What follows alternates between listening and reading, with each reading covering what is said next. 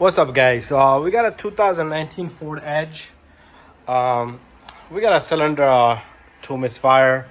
So pretty much, if you got Ford Edge here, this is a, I want to tell you what engine size this is. This is 2.0 liter. Pretty simple, straightforward engine here. So you got a little bit of issues with this back one over here, ignition coil. So cylinder 1, 2, 3, 4. So the back one over here gonna give you a little bit of a hard time. You're probably gonna have to twist the coil. I'm sure you'll be able to get it out of there. So what you want to do is, if you got a cylinder misfire, so first of all, the codes would be p0301, p0302, p0303, and p0304 would be the 4 cylinders. So they're all in order.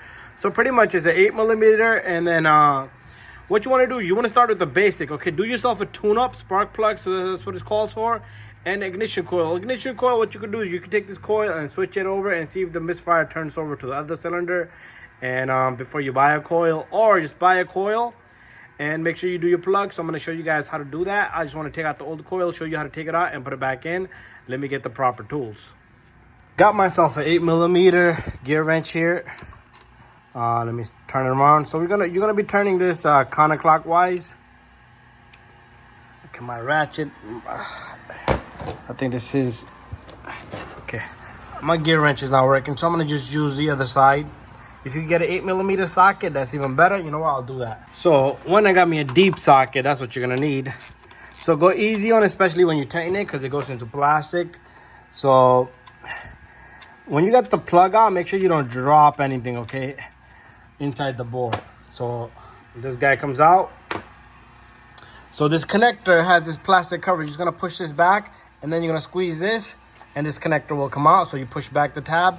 Okay, after that, see the back coil? What you might want to do is, you could take this guy off just by squeezing this little guy back here. There's like a little clip in the bottom here. Okay, that little blue one. You pull towards you, and okay, you just push it towards that way, and this pipe should come off. Same thing over here. But over here, you might have to, the coils, you might have to kind of like twist it in an angle to get that. If you got a cylinder 4 misfire, you might have to twist it a bit like that to get it out. But that's how simple it is to get this coil off. And there is part numbers there if you need. And there's some numbers up here, right on the top.